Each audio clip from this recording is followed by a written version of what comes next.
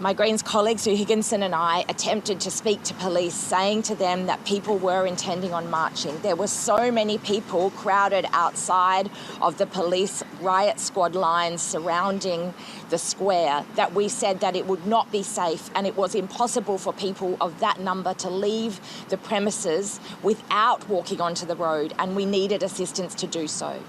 I walked up with some of the First Nations activists to the front of the steps of Town Hall, where there were two lines of riot police with horses behind them. We said to them, we need to get through, people cannot get out this way. We were then told by police that we needed to turn around and go out the other exit towards Haymarket. At the point where we spoke on the megaphone and announced that we were going to do that, we turned our back to the riot squad and the horses, and they grabbed a First Nations leader and pulled her into the police lineup behind us.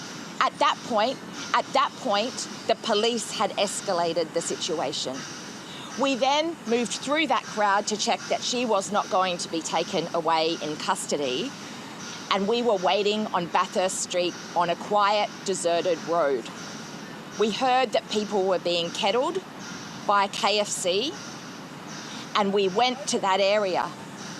We brought people back safely to the area on Bathurst Street, where there were no cars, there were no people, we were away from the protest. The next thing we knew, we started coughing and spluttering.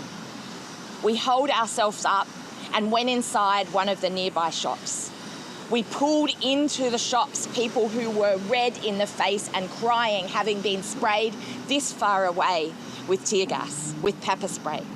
And we saw 2 or 3 lines of police running, chasing terrified community members as they bolted down Bathurst Street, coughing and spluttering, being sprayed by police.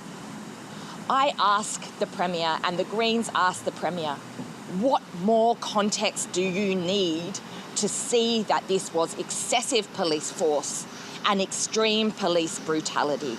There is no context that ever excuses state police chasing terrified individuals, children, young people, prams, mothers, grandmothers, fathers, brothers, sisters, chasing students down the street, terrified, trying to escape the police.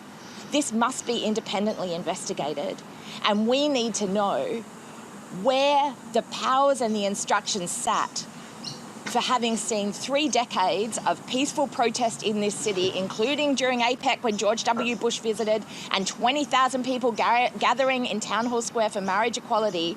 The police were able to facilitate those actions.